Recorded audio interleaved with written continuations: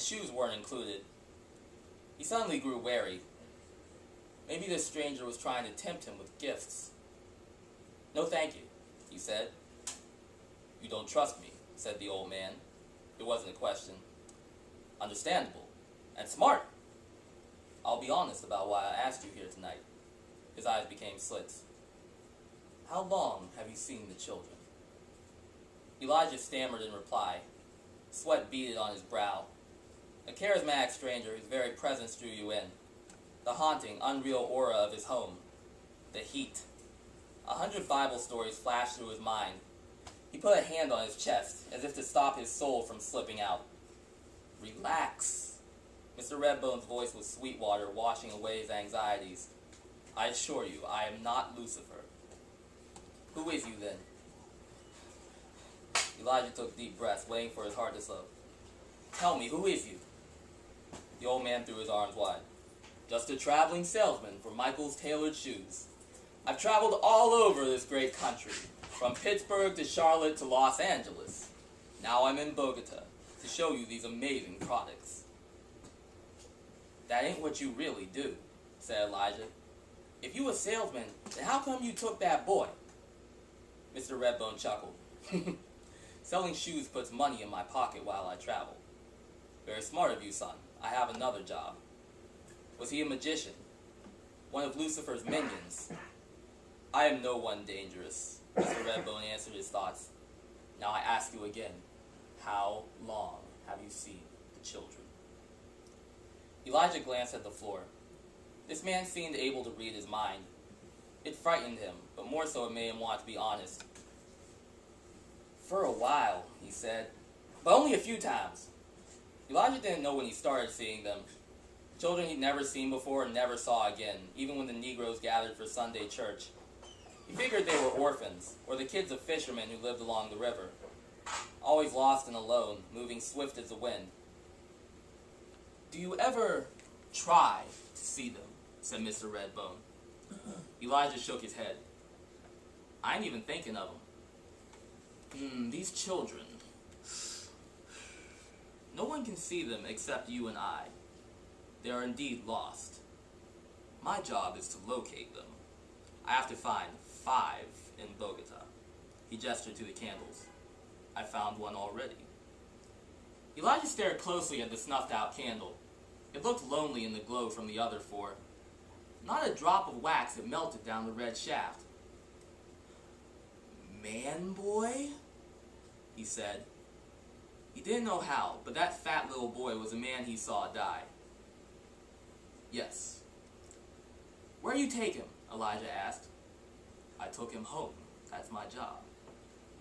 "Why do I see him?" "You have a talent."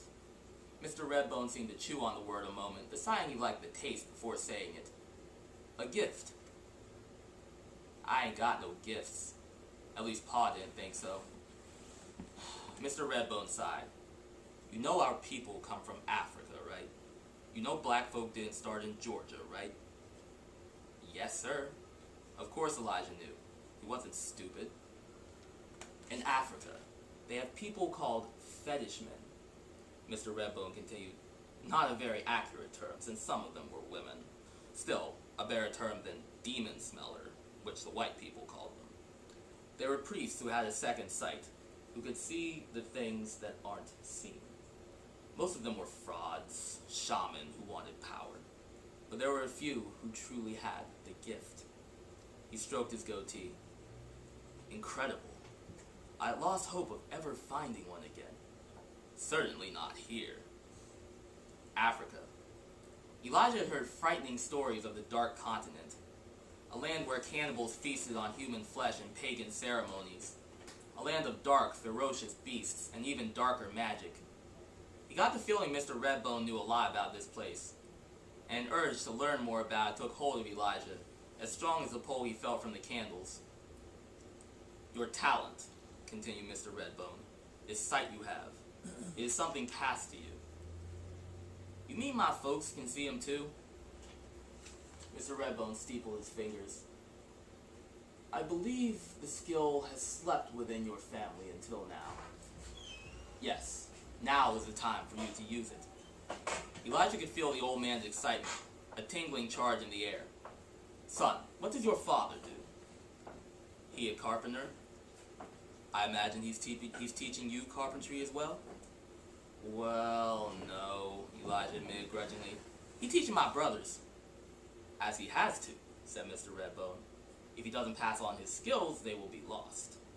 I never thought I'd meet another with a gift, not in 100 years. Son, in you is the power of Timbuktu, the majesty of Songhai and Old Ife. To see you use this talent, I cannot pass this opportunity. Young man, I am extending to you an offer. How would you like to help me find the children? You can't get them yourself? I'm old. It's getting hard to chase these kids around. They can't sit still, always moving, always looking. I was after Man-Boy for 5 days. 5 days! Mr. Redbone pointed his cigarette at Elijah. You distracted him long enough for me to catch him.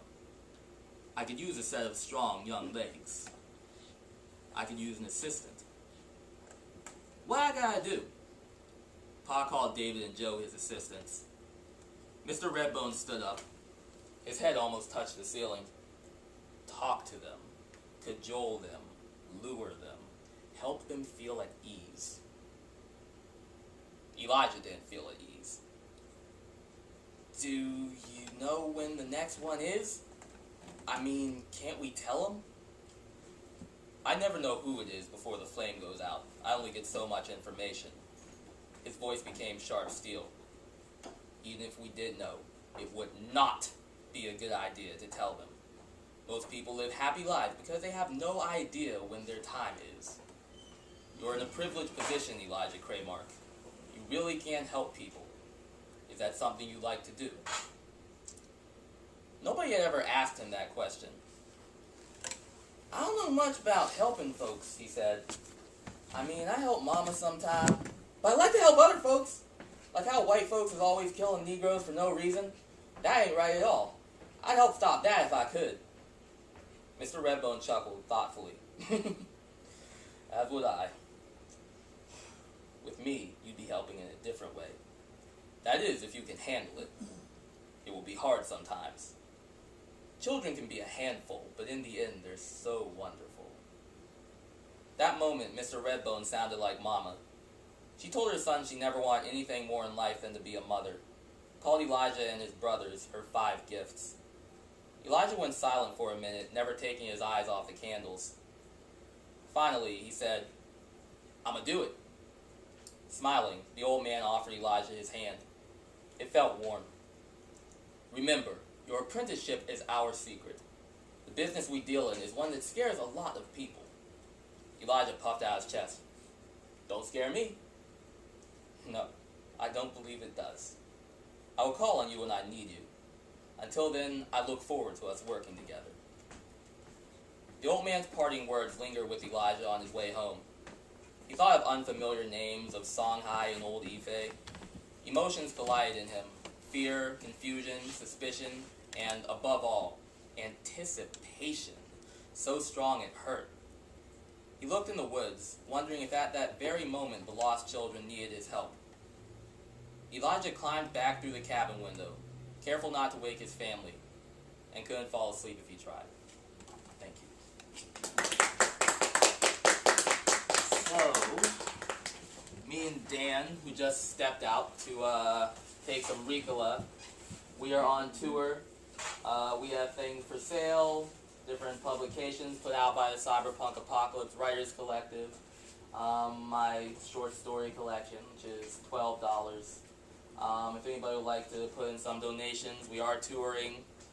Touring costs a lot of money, which, I mean, is still awesome, and everybody should do it. I'd like to thank the Wooden Shoe Collective.